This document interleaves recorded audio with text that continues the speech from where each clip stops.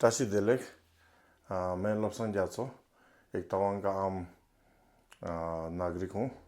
तो आज मैं एक मन तवांग विजिलेंस के इस मीडिया में आने का एक अवसर मिला तो उसमें मैं सबसे पहले तवांग विजिलेंस को शुक्रगुजार और थैंक यू सो मच कहना चाहता हूँ। और आज एक इम्पोर्टेंट मुद्दा पे यहाँ आया हूँ। तो कई महीने पहले हम लोग को यहाँ एक तवांग में एक ज़मीन का कुछ चर्चा हुआ था। तो उसमें थोड़ा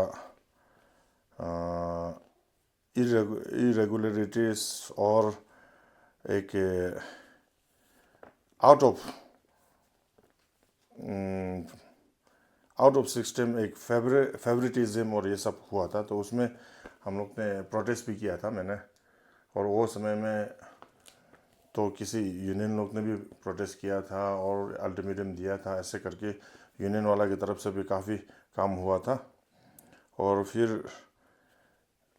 इंफॉर्मेशन ठीक से मिल नहीं पा रहा था। तो मैंने भी एक आरटीआई डाला था। एक सबसे पहले आरटीआई डालते वक्त उसी दिन डीसी मैडम के पास में हम लोग गया था, मगर मैडम नहीं था, कोई दूसरा काम से बाहर था। तो हम लोग ने एक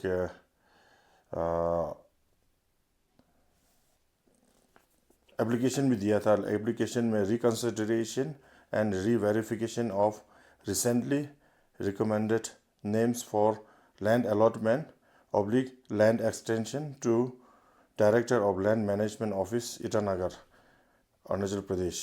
तो इसमें हम लोग रीवेरिफिकेशन रिकन्सिडरेशन के लिए किया था। ये इसलिए किया गया क्योंकि इसमें बहुत इरेगुलरिटीज़, फेवरेटिज्म और इन्फ्लुएंस ये सब यूज़ करके और पब्लिक को ठीक से किसी को इन्फॉर्मेशन तक नहीं मिला है। तो ऐसे करके बहुत गड़बड़ हुआ था, इसलिए हम लोग ने उसमें किया था। और ये था 15 जुलाई में हम लोग ने लिखा था, मगर देने के लिए मिला था 16 जुलाई में। तो डीसी ऑफिस में डीसीपीए को दिया था ये कागज़ है। और सेकेंडली उसी दिन में एक ही साथ अभी हम लोग ने एक आरटीआई भी डाला था। तो आरटीआई का 15 जुलाई का ये कॉपी है। तो अभी आरटीआई मिल के कई दिन हो गया, अभी 3-4 दिन कुछ हो गया। तो आरटीआई मिलने के बाद में तो हम लोग ने ये जो आरटीआई कॉपी ये है।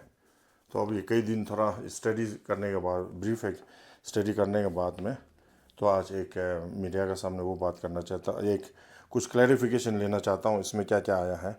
हम लोग ने उसमें आरटीआई में इंफॉर्मेशन सॉर्ट किया था कि certified true copy of list disclosing names of all fresh land allotment application processed and forwarded to Itanagar for approval during 24 and 25 2024। इसमें 3 पेजेस दिया है, उसमें है 73 एप्लीकेंट फॉरवर्डेड किया गया था। और सर्टिफाइड अभी वही जैसे फिर फ्रेश अलॉटमेंट ये दो, इसमें तो एक ही है।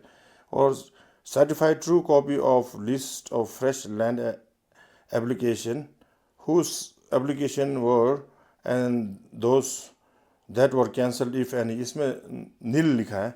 मगर जितना तक हम लोग इन्फॉर्मेशन है उसमें जिस दिन हम लोग ने प्रोटेस्ट किया था डीसी ऑफिस में, तो उसी का दोपहर से अभी जो डीसी जाने वाला जो था, तो उन्होंने वो खुद हर एक अलॉटमेंट को उन्होंने स्पॉट विजिट करके तो जो गवर्नमेंट क्वार्टर के सामने वाला है, बहुत सा ऐसे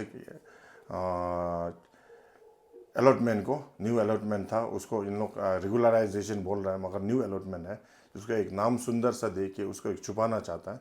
तो ऐसे करके तो वो पूरा ख़त्म कर दिया था जितना भी उसके सामने में है। मगर इन्फॉर्मेशन एक हमको एक मिला भी है कि उसमें से भी कोई फिर अंदर में बाद में डीसी जाने का बाद में वो अंदर में किसी का दिया हुआ है। इसलिए अभी बाद में वो बात होगा। और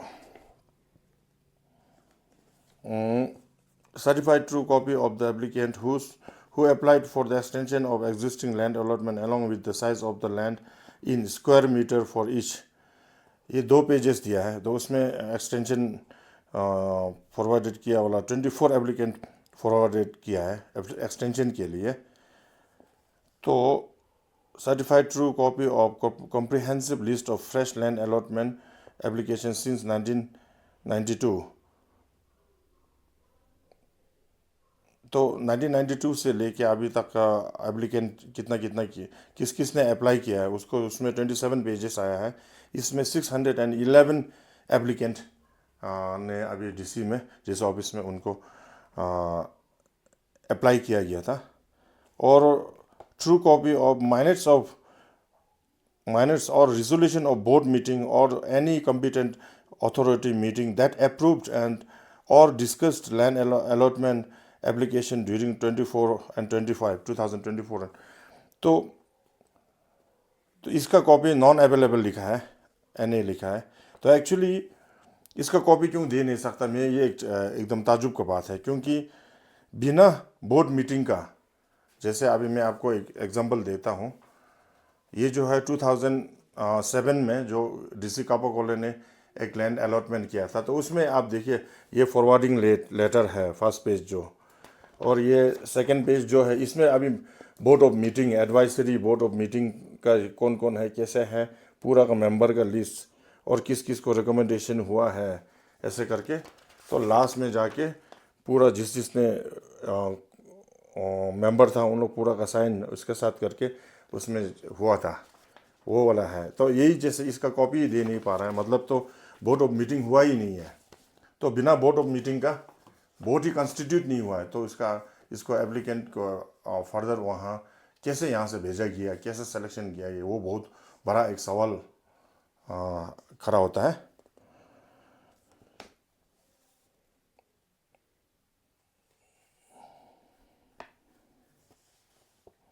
Certified true copy of names and serial numbers of all applicants who applied for land allotment during 24-25 and reason for non approval और डिले इफ़ एनी, है ना।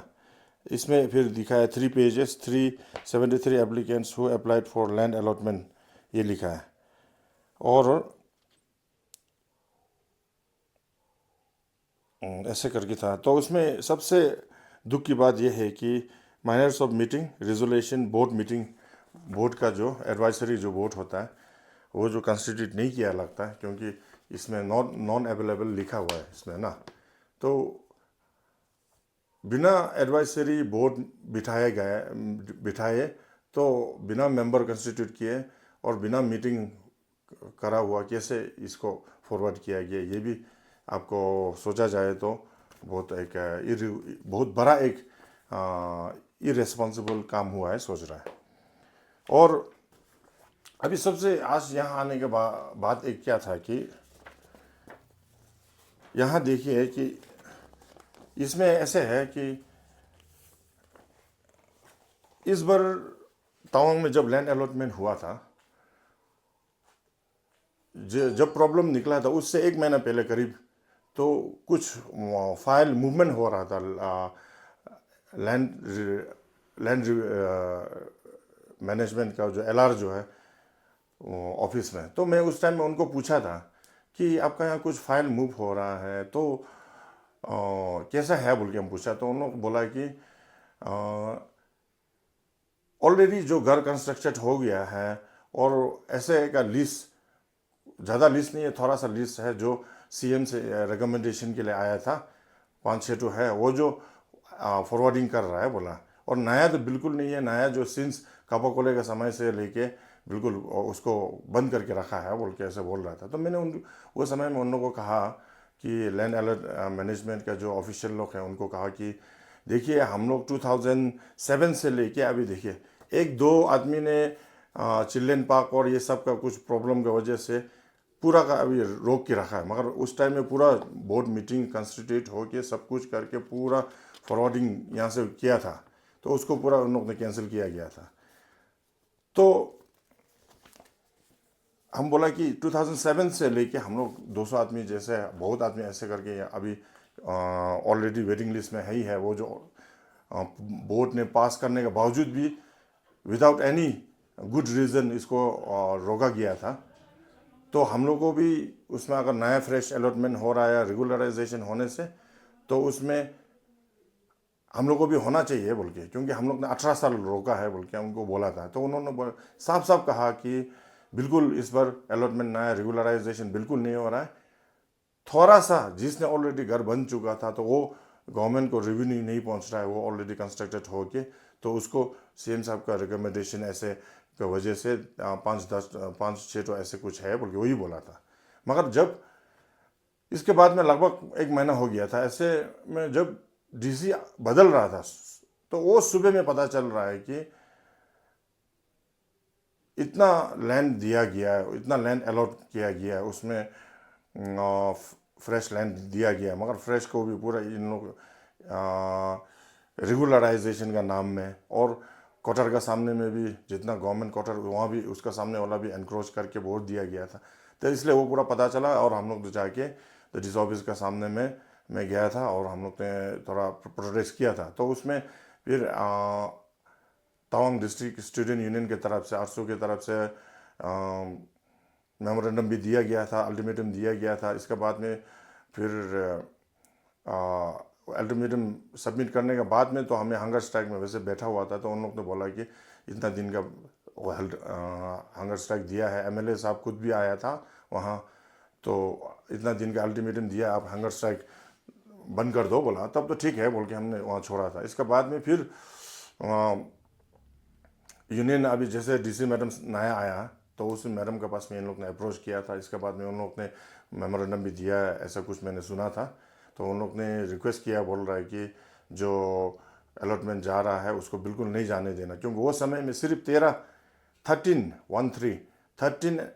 एक्सटेंशन के लिए गया था। दूसरा 73 ना 72 क्या है ये जो बिल्कुल नहीं गया था 73 जो, तो इसको नहीं फॉरवर्ड नहीं करने के लिए उन लोग ने फॉरवर्ड को रोकने के लिए ऐसा कुछ एप्लीकेशन दिया बोल के सुना था। फिर उन लोग कंटिन्यू काम भी कर रहा था, और बीच में सुनने में आया कि आपसू का कोई मेंबर की तरफ से आरटीआई भी डाला है बोल के, तो फिर भी कुछ इन्फॉर्मेशन नहीं आ रहा था। और इसका बीच में तो हम लोग भी सोचा है कि अभी ठीक है, अभी एक आरटीआई डालना बहुत इम्पोर्टेंट है बोल के, तो हम मेरे तरफ से भी एक आरटीआई डाला था। तो आरटीआई डाल के और एप्लीकेशन भी दिया था कि रिकमेंडेशन रिकन्सिडरेशन के लिए। तो इसमें बहुत दुख की बात ये हो रहा है कि आज भी आरटीआई का पेज बहुत अलग निकल रहा है। तो इसमें देखिए, सबसे पहले तो छुपा छुपी करके, तो अंदर में एकदम सीक्रेटली लैंड अलॉटमेंट हुआ है। जो मैंने पहले कहा था कि जो इन्फॉर्मेशन मेरे को इन लोग ने मिस गाइडेड किया था, मिस इन्फॉर्मेशन दिया था। और सेकेंडली, इसमें अलॉटमेंट में इतना इरेगुलरिटीज है कि जो 18 साल से अप्लाई करके बैठा हुआ है, जिसका ऑलरेडी एक बार अप्रूव हो ही गया, मगर कुछ बेसिस पे उनको रोक के रखा हुआ है, तो उन लोगों को तो छोड़ो ना, किसी का मतलब किसी को दिया नहीं गया, मगर इधर में पर फैमिली मल्टीपल अलॉटमेंट हुआ है, और एक्सटेंशन में भी मल्टीपल एक्सटेंशन हो रहा है पर फैमिली। और नया जो दिया है उसमें भी इन लोग ने नया फ्रेश बोल के नहीं लिखा है, तो इन लोग ने इसको छुपाने के लिए रेगुलराइजेशन लिखा है। तो उसमें रेगुलराइजेशन पूरा तो नहीं होगा, कोई जिसका अगर घर बना के हो गया होगा तो शायद उसका रेगुलराइजेशन में आ सकता होगा, मगर जो खाली है, जो नया दिया गया था, ऐसे बहुत है। और बहुत सा तो फिर पॉलिटिकल इन्फ्लुएंस भी बहुत है। और ऑफिस सेकेंडली, और बहुत इंपॉर्टेंट चीज़ एक चीज़ भी वही है कि जो एलआर है, land revenue land management, LM, land management के अंदर जो काम कर रहा है, उन लोग खुद का भी बहुत पास हुआ है। तो उन लोग ने भी अपना पद का फ़ायदा उठाते हुए, तो जिस आदमी ने कहा है कि ये 5-6 जो एक्सटेंशन के अलावा कुछ नहीं होगा, पूरा रोक के रखा है, जो कहा उन लोग खुद लोग ने अप्लाई करके खुद का फैमिली का नाम में आया हुआ है, पूरा नीचे भेजा हुआ है। ये सब रोकने के लिए पूरा स्टूडेंट यूनियन की तरफ से जितना भी एप्लीकेशन दिया, जितना भी रिक्वेस्ट किया, फिर भी नहीं मान के यहाँ भी ये लैंड मैनेजमेंट की तरफ से ये सब ऐसे किया गया है। तो बहुत दुख की बात यह है कि अभी ये सब को हम लोग तवांग जैसे इलाका में, जो एक बुद्धिस्ट इलाका है, यहाँ कहा जाता है कि किसी को भी हो एक ही लेवल से देखा जाएगा, एक ही लेवल से ट्रीट किया जाएगा, किसी को दबाया नहीं जाएगा, किसी का हक छीना नहीं जाएगा। मगर यहाँ सब हक छीना गया है और सब इन्फ्लुएंस के अंदर काम किया गया, पूरा इन लोग ने छुपा छुपी करके काम किया गया। तो इसलिए अभी ज़्यादा बात करने के लिए कुछ है ही नहीं, इसमें जो इन्फॉर्मेशन था मैंने दे दिया है। तो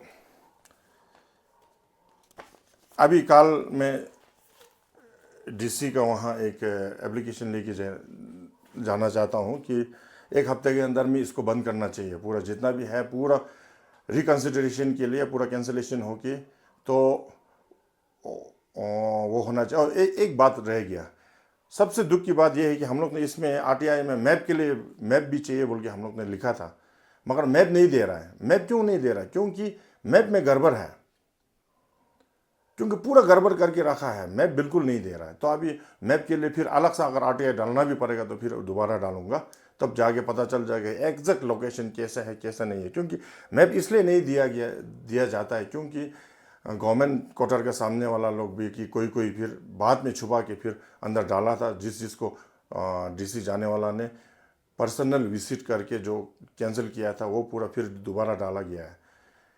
कोई है वो, इसलिए हमको लग रहा है कि मेरा शक है 100% कि उसका वजह से तो ये मैप बिल्कुल नहीं दे रहा है। और मैप जो अगर नहीं देगा तो अब एग्जैक्ट लोकेशन कैसे पता चलेगा किसी को भी हो, वो एक बात है। इसलिए अभी कल मैं एक एप्लीकेशन लेके जाऊंगा और इसको कैंसिलेशन करने के लिए मैं वहाँ सबमिट करूँगा। एक हफ्ते के अंदर में कैंसिलेशन होना चाहिए, ये मेरे तरफ से रिक्वेस्ट होगा। अगर कैंसिलेशन नहीं होगा तो अभी देखिए हम लोग आम जनता का एक हक है, अब आम जनता का एक राइट टू इन्फॉर्मेशन है, ये सब दबाया गया है क्योंकि किसी को पता ही नहीं चला, अचानक में अंदर में हो गया। और बहुत आदमी जिसने पता चला था तो वो ऑफिस में लैंड मैनेजमेंट में जाके जो उन लोग ने फॉर्म मांगा तो फॉर्म तक नहीं दिया गया। तो ऐसे हुआ है। तो जो इन्फ्लुएंशियल है उनको सब कुछ हुआ है, और जो इन्फ्लुएंशियल नहीं है, जो आम जनता है जिसका पीछे का कोई बैकअप नहीं है, उसका तो बिल्कुल नहीं हुआ है। और जो इतना 18 साल से जो रिकॉर्ड में बैठा हुआ है, और सिंस 1991 से ना 92 से हम लोग जो आरटीआई में डाला है, इन लोगों को भी कोई लिस्ट वाइज तो बिल्कुल किसी का रिकमेंडेशन नहीं हुआ है। तो बहुत दुख की बात ऐसे हो रहा है। इसलिए अगर एक हफ्ते के अंदर अगर ये कैंसिल किया नहीं जाएगा तो इनडेफिनेट हंगर स्ट्राइक में इस बार हम लोग रहेंगे। कोई आओ या ना आओ, मगर मैं तो इनडेफिनेट हंगर स्ट्राइक में इस बार चले जाऊंगा। लास्ट टाइम भी आपसू का एक एप्लीकेशन दिया था और अल्टीमेटम दिया था, उसके वजह से उन लोग आपसू और एमएलए और इन लोग पूरा आया हुआ था। तो उनका जो एक उन्होंने रिक्वेस्ट किया था उसके वजह से हम लोग ने समय दिया है, क्योंकि हर एक चीज़ को एक ही दिन में सब कुछ नहीं होता है। इस चीज़ का एक सिस्टम होता है उसके हिसाब से जाने के लिए। जैसे हम लोग ने आरटीआई डाल के सब कुछ किया था, आरटीआई डालने से पहले भी इंफॉर्मेशन सॉर्ट करके फिर कुछ समय दिया गया है फेडरेशन के यूनियन की तरफ से, और यूनियन ने भी बहुत काम किया है। तो बाद में हम लोग ने भी डाला हुआ है। तो इसलिए अगर ये इस बार का जो कुछ गलत हुआ है, अगर उसको नहीं रोका जाएगा तो हाँ, इनडेफिनेट हम लोग हंगर स्ट्राइक दूंगा। उसके साथ साथ अभी जैसे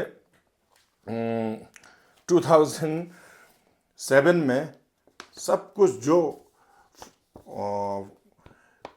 लैंड मैनेजमेंट का जब रिकमेंडेशन होता है उसका सब कुछ होने के बावजूद भी एक दो आदमी का गड़बड़ का वजह से, जैसे कुछ चिल्ड्रेन पार्क है, ऐसे कुछ पब्लिक यूटिलिटी का जो उस टाइम में कब्जा करने के लिए कोशिश हुआ था, उसका वजह से दूसरा यूनियन पूरा रोक गया था, पूरा वो कैंसिल किया गया है। तो यही जैसे अगर वो समय में एक दो आदमी ने गड़बड़ करके उसका वजह से अगर सबको कैंसिल किया गया, सबको रोका हुआ है, अप्रूव्ड कैंसिल करना लिस्ट में डाला हुआ है, अप्रूव्ड हो गया था, वो कैंसिल किया था। तो इस बार जिसका मल्टीपल एक फैमिली पर फैमिली में जो मल्टीपल अलॉटमेंट हुआ है तो वो तो बहुत गलत हुआ ना। फिर भी जिसका किसी को एक भी नहीं मिल रहा, किसी को मल्टीपल मिल रहा है, 2 3 4 ऐसे कुछ मिल रहा है, तो वो उसके वजह से हम लोग को शक हो रहा है कि इसमें अंदरूनी लेन देन का भी बहुत कुछ हुआ जैसे लग रहा है, जिस हिसाब से एक अभी रिजल्ट आ रहा है ना। तो हम लोग इसको बिल्कुल नहीं मानेगा, इसको 100% कैंसिल होना चाहिए। अगर इस बार कैंसिल ये नहीं होगा तो हम लोग इसको कोर्ट तक लेके चले जाएगा, मगर इससे पहले हंगर स्ट्राइक दिया जाएगा। उसके साथ साथ में फिर हम लोग कोर्ट कचहरी भी करूँगा, क्योंकि इक्वल राइट होना चाहिए एवरी सिटीजन को। अगर एक आदमी को एक अलॉटमेंट मिल रहा है, एक फैमिली को, तो दूसरा को भी एक अलॉटमेंट पर फैमिली, नया होने से न्यू अलॉटमेंट एक, रेगुलराइजेशन होने से एक की, अगर एक्सटेंशन होने से पर फैमिली एक होना चाहिए ना। तो एक फैमिली का ऊपर में मल्टीपल 2 3 4 ऐसे अलॉटमेंट देगा, एक्सटेंशन भी 2 3 4 दे देगा, और दूसरा लोग को एक भी नहीं मिलेगा, कुछ भी नहीं मिलेगा, तो ये तो completely human rights, basic human rights के पूरा उल्लंघन हो रहा है, पूरा वायलेशन हो रहा है। इसलिए मैं आज हाथ जोड़ के विनती करता हूँ डिस्ट्रिक्ट एडमिनिस्ट्रेशन से, डीसी मैडम से, कि जो एक गलत हुआ है इस बार, इसको पूरा कैंसिल करके रिकन्सिडरेशन करके, तो इसको रीवेरिफिकेशन करके, अगर पर फैमिली 1 अलॉटमेंट हो या न्यू अलॉटमेंट हो, पर फैमिली 1 एक्सटेंशन हो या पर फैमिली 1 रेगुलराइजेशन हो, ऐसा कुछ किया जाएगा तो बहुत अच्छा होगा बोल के मैं एकदम हाथ जोड़ के विनती करता हूँ। प्लीज़ इसको कैंसिल किया जाए और इसको पूरा एकदम अच्छा से इसका पूरा एक इंक्वायरी करके क्या कहाँ क्या हुआ, उसका एक रिजल्ट आम पब्लिक के सामने में अगर आएगा तो पब्लिक भी एक एडमिनिस्ट्रेशन और हमारे गवर्नमेंट को एक विश्वास होगा। नहीं तो पब्लिक एक विश्वास भी खो जाने के लिए डर है, और हम लोग भी इस बार चुप रहने वाला नहीं हूँ, क्योंकि जिस हिसाब से इस बार जो कुछ हुआ वो बहुत दुख की बात है। तो मैं इतना में ही समाप्त करना चाहता हूँ। Thank you so much.